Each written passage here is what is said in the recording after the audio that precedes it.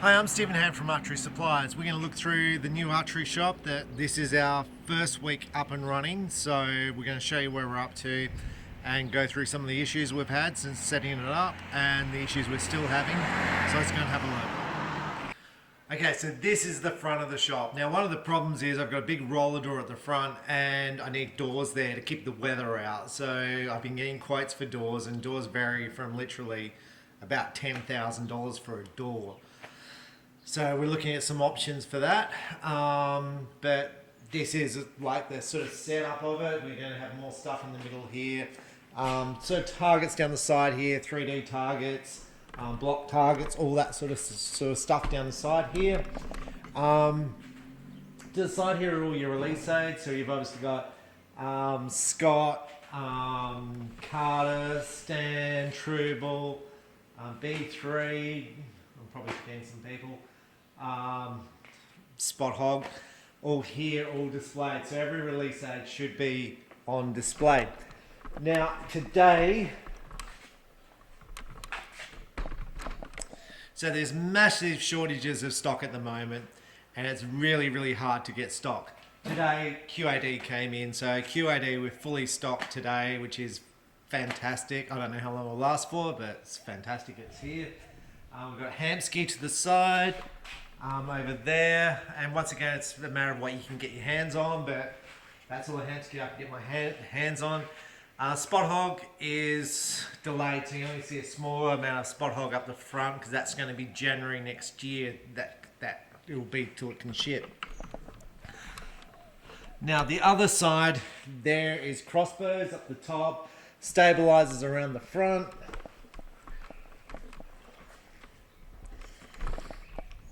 Stabilizers on the back wall. Now, it's when you're setting up a shop, it's really hard to work out how much space you need for a certain item. And a lot of times you put it on the wall and see if it fits, and then you've got to resort it. Moving from one shop to the other has been a major headache because you've got to keep trading, you got to keep doing orders, and you can't just pile everything in the truck because you've got to resort it at the other end when you get here. So often when we're doing an order, you might find half the stock is at this store and then half is at the other store because only half the stock's moved. And when you put it here, you've got to make a display. So we've got 3 staff today basically putting stock on the walls, and they've been doing that all week. So we'll just take a look around.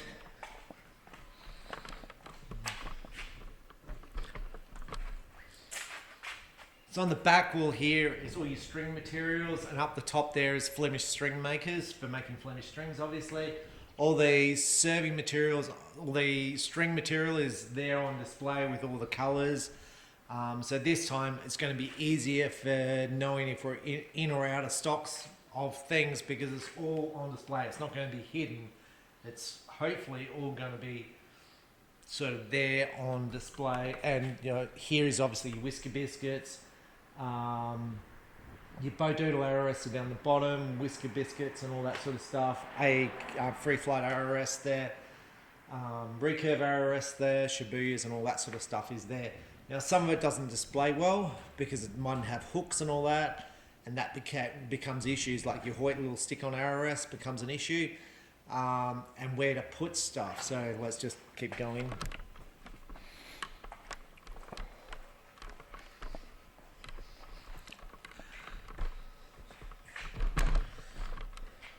So this is one of the racks for arrow shafts. This is primarily Eastern. There's some Black Eagle in there, but primarily Eastern. We won't have enough space to store all the arrow shafts. So I'll show you the next arrow shaft. So this here is Victory and Gold Tip rack. And it kind of all fits, but it doesn't fit, if you know what I mean. So like with the VAPs, we've got too many gamers, it doesn't fit in the hole, so then we need excess stock. Down the bottom there, some of it doesn't fit, so once again, what you do with excess stock, we don't want to put it in a different location because then when we sell out, we don't know it's at the other location, so that's an issue. Now, this here is the back of the sights racks. So the concept was to have a drawer with the sights in so we can then go and get the specific sight out that we need. Now we might need a couple of these racks. So this concept was developed by a young man who works for me in my store, 16-year-old boy, Rahat, local archer who works here. So he designed these, and basically they clip on, so that way people can see the sight, they can touch and see all the colours. So on like racks like this, there'll be all the sights displayed, and then on the back of it,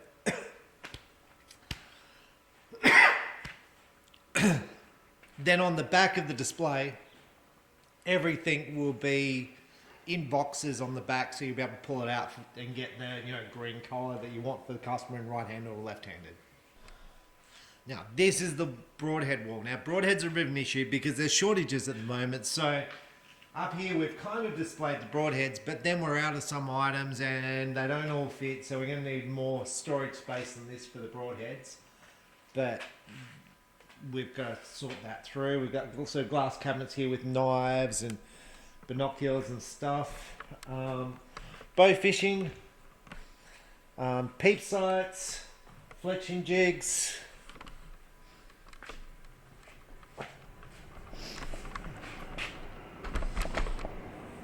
And just here's where the poodle sleeps. Now this is where I'm working at the moment. So I've got a desk there with a computer. So this is a bigger desk. So my concept was I'd do bigger orders out here, like wholesale orders, because I need more desk space. I also need space for the poodle to sleep. So these are the made arrows here, and on the back. Once again, there's a shortage, so it is what it is. We're sort of toying with clothes. Like, I think the hats will probably end up going with the bows. So if you're a Hoyt rack, the Hoyt hats will go with the Hoyt bows, and the Matthews hats will go with the Matthews bows. PSE hats with PSE bows. But this is kind of just, it's a bit of a mess at the moment, and there's stuff in boxes everywhere. Now, behind here is the hunting sites. Now, Axel actually shipped in last week, so we've got a whole bunch of landslides came in, but we don't have any of the spot hogs. So you can see some spot hog on the back wall, but not many. So this wall originally, when I first shot a video, was filled with spot hog, but we've sold most of them. So come January next year, we're going to have a problem fitting spot hog in, but then we'll deal with that problem when that problem arises. Okay, so this wall over here, you've got all your, obviously your Trophy Ridge hunting sites, CB hunting sites, some of your cheaper sites, and PSE hunting sites. This is all your scopes and scope accessories, tools over here. Now the tool rack obviously will not fit all the tools in, so we've got to fix that. In fact, I don't think all the scopes are going to fit on this wall. So only half our scopes are in at the moment, and I don't think they're going to fit, so we'll have to deal with that. At the front of the counter here, we're running all your wrist slings. Now while we're here, I'll grab these. Now these are a finger sling. They're Australian made from a guy in Victoria. He said, can you give me some sort of feedback on them? Now finger slings are finger slings. They are a bit of rope with a little bit of plastic around them. There's a few companies who make them, but they're Australian made. Now my comment would be, like, it probably doesn't display like a quality product, and packaging is probably important to a consumer, but they're very simplistic. But that's where hopefully we're going to put all the slings together.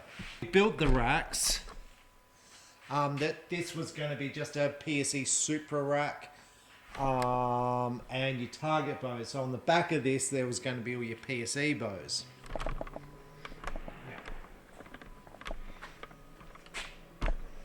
So on the side here, you'll see PSEs. There's some expedites here,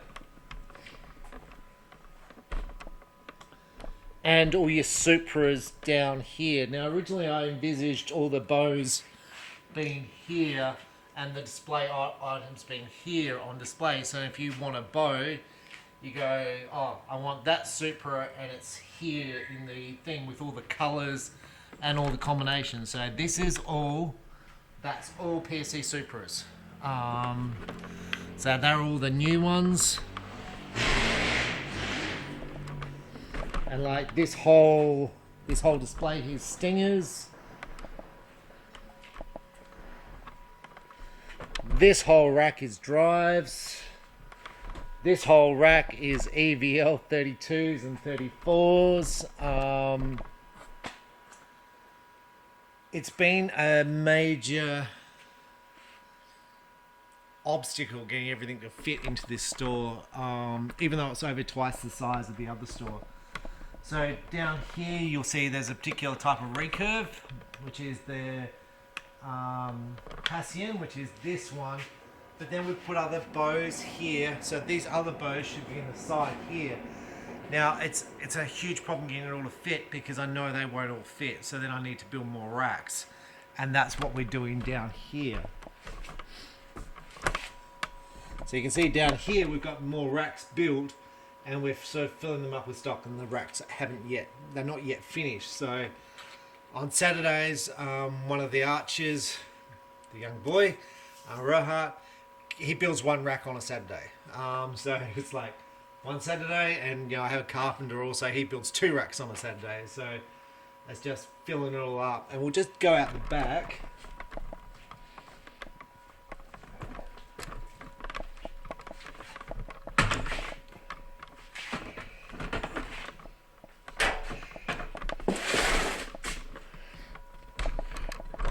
Right, so out the back here, you've got your target faces. Now, these need to be displayed somehow. I haven't worked that out. You've got the pug tugs up there. You've got bows. You've got target butts and target butts over there. And what you see here on the floor is just a mess. What that is, they're all horse bows. So it's a whole pallet full of horse bows, all different types. So clearly we have no display yet for horse bows, so we need a display for horse bows, and they need to fit in. And this is what we're kind of dealing with on a daily basis, about making everything fit so we can display it and yet still sell items. So it's taking some time. Behind me is our bow case display. So you've got your backpacks for recurves, your compounds. Over here, again, there's a fair bit on display, and I'm having one of the younger archers manage this area, so he's got to display prices on things. So he prints off the little labels for the things, and he displays the stock. So he's only young. I think he's about 13. So I'm going to, like, this is your responsibility to keep this area clean and display all the items. Like, but you'll see down here on the floor we have some stuff that's not displayed yet, so there's still issues. Now on the floor here you'll see all the quivers, gloves, arm guards, because we haven't put them up yet. It's all it all takes time. Okay, so this is a wall of finger tabs. Unfortunately, all the finger tabs don't fit, because we have so many types of finger tabs. It's a bit like arm guards. You go, well, how big a space you need for arm guards? 2.4 by 2.4 meters does not fit the amount of arm guards we have. This is 2.4 meters by 2.4 meters. It does not fit the number of finger tabs we have. So then we start putting them on the ends of aisles. But it allows us to see what we're short on. These are the Avalon classic tabs. These are quite a beginner tab. Now, a lot of these tabs are similar to other products. This product is almost the same as that product, probably made in the same factory. Look, it might be or may not be, I don't know, but they're almost the same. But they have different price points. They might have different leather. They might have different packaging. But it's just like, it's choice. So consumers have choice. So when they come in, they can see stuff and go, look, I'm making a decision here. Now, this is my win and win wall, and this is all win and win stuff. Now, one of my problems with win and win is it's so big. So there's so many limbs to store, and there's all fancy colours of risers. It's actually quite an issue for me because Win might produce 10 different limbs, and they produce more than that, but let's say 10, by all the sizes and all the poundages, and actually I really want them displayed with all their bows, and I haven't kind of got it how I want it yet, but as long as I can find them, as long as we can get stuff done. Now, one of the issues here is I've got stabilizers here, and I've also got stabilizers at the front. So I put the Win stabilizers here, and I've got some at the front. So there's a bit of that going on. And like this is the Fivix wall just here. So again, there's the Fivix. Fivix have a massive range of finger tabs. Massive. It's almost half a wall of finger tabs. So if I put that with the finger tab wall, which is already full, I then need 2 walls of finger tabs. It's just about deciding how things go together, like knocks. Fivix obviously produce all these knocks here. You know, these are the Gillo risers just down here on display. Now, I don't necessarily need everything on display because, you know, like people generally know what they want when they come into a store. But I need to know where they are so I can find them, so when people come in, or you know where to look. All the Win compounds.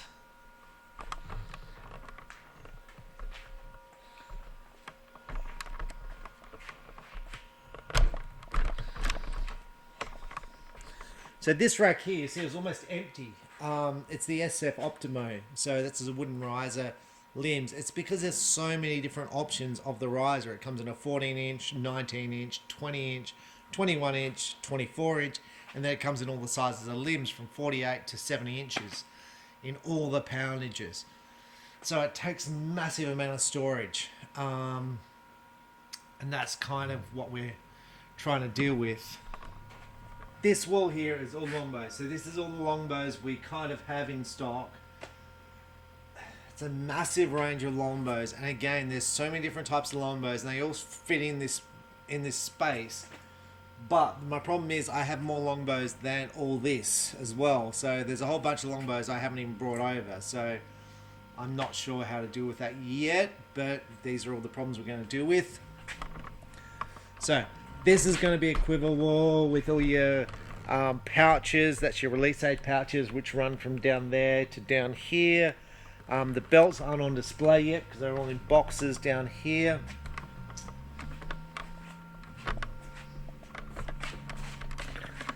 This is all your sort of trad stuff, all your back quivers.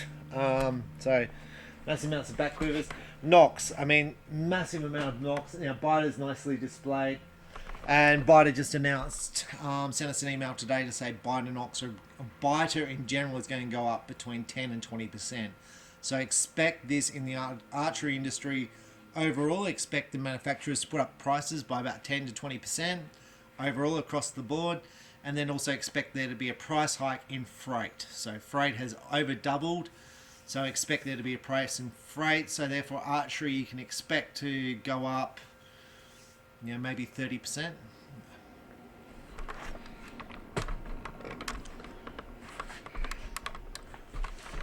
So this is another wall for quivers. Now quivers require massive amounts of space.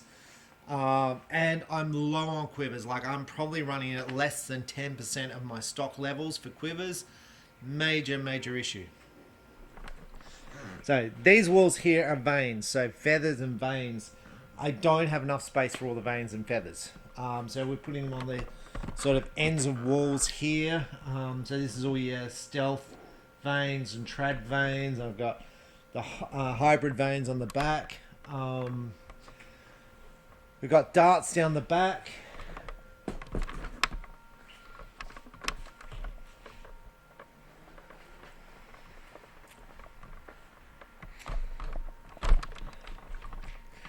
Now, Bear Archery. Bear's been huge for us. It's been a really big seller, and such a big seller that we're almost sold out. Bear is shipping, and we've got another Bear shipment on the way. But it's been very popular. So extremely low. So this rack was completely filled with Bear bows. And now we're down to about 10, 15, 16. We're probably down to 20 bare bows left in stock, and that was completely full. So this is Bowtech. So there's a Bowtech rack completely full of stock, like going to the ceiling of Bowtech. Bowtech is shipping really well. There's really no shortage for Bowtech. So this one is also Bowtech. Now I haven't got them on display there, but they need to go up. I think they were on display, so they obviously sold. And there's more Bowtech to the side here. Dead center archery. We've got dead center stabilizers down here. That's the kit and the verge I was putting on the top. Dead center hugely successful for us. This is my bow. English company. Some pretty colors on display and all down here in stock.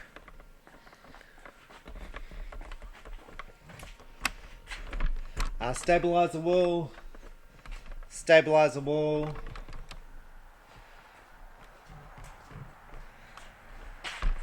In here is our string making jig. So this is your specialty archery, expensive string making jig that pre-tensions the strings and all that sort of stuff and spins them.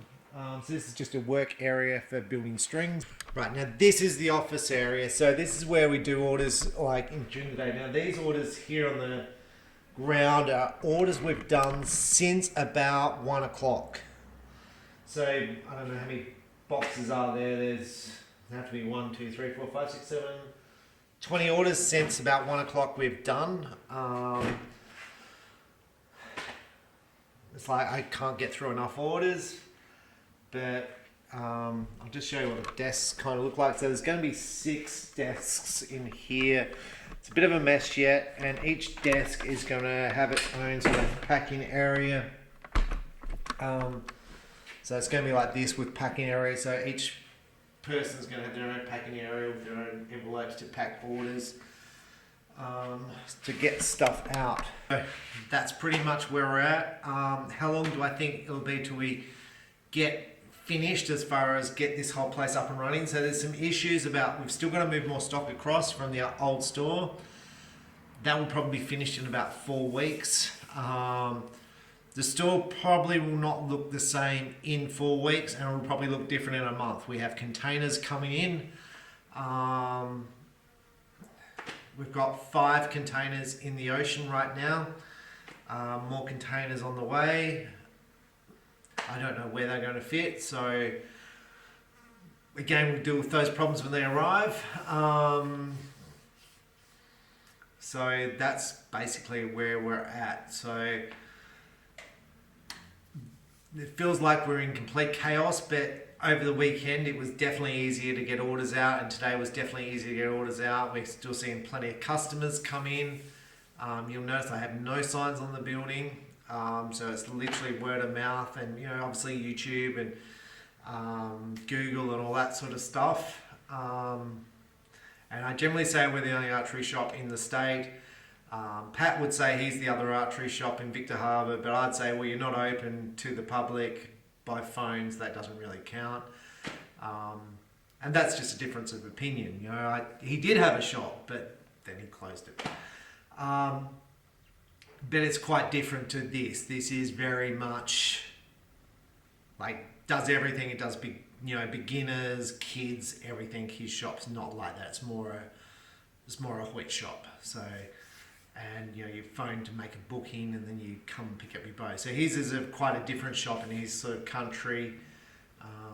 So it's a bit different. It's more, it's different. With this you sort of come in and there's sort of everything here.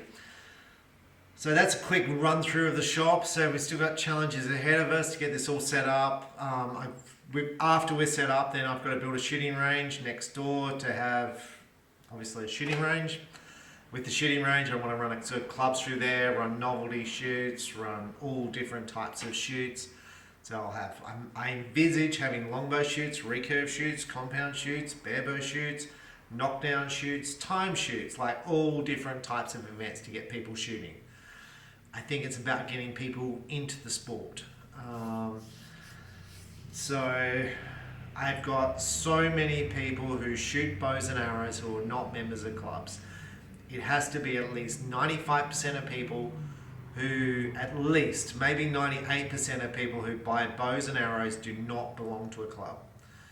For various reasons, they might not be able to make time slots when clubs shoot or whatever, but they shoot, and I've got people who shoot every single day, and they have fancy equipment, you know, like fancy recurves, fancy compound bows with everything on it, and they just shoot at home every single day because they enjoy shooting. They don't belong to an archery club, they just shoot. And they come into the shop, you know, once a week, once every 2 weeks, and buy little bits and pieces.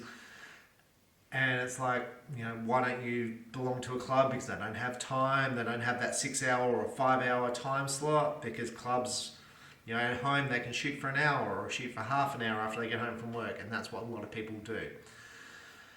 So that's where I want to get that shooting range sort of set up. So, you know, on Monday nights they can go, well, look, we're going to allocate an hour to go to a shoot. Can't see how that runs, but that's pretty much it. So that's the new shop. Huge problem to make it all fit, even though it's twice the size of the last one. So square meters, 900 square meters is a shop. So that's twice as big as the last one. The last one was 450. Now my dad's archery shop was about 200 square meters, 150 something, I think. So I don't know where that sort of things, but anyway, it's been quite challenging and quite stressful. I'm going to say for myself or for my staff, but it is what it is. And we're still struggling today to try, and it's even harder because it's hard to get stock. We had no toll services last week. Freight companies were on strike because they're handling so much freight. Career drivers want more money because they're handling so much freight, rightly or wrongly. So they were striking last week. It's just lots of issues in getting a move in, but we're almost there, and I think the sales, as far as walking customers, has been okay as far as doing the physical sale. It hasn't been too hard. There is shortages of arrows and bits and pieces, but people are generally pretty happy to take whatever you've got. It's like, if we don't have this arrow, then we have another arrow, and they're pretty happy with that because it's like, well, the other one's not available, the suppliers are out, and that's the way the world is at the moment. As long as they have something suitable, then they generally take it. Anyway, I'm Stephen Hand from Archery Supplies. That's the new shop. Once it's a bit tidier and once it's a little bit more finished, we'll probably do this one again. Thanks for watching.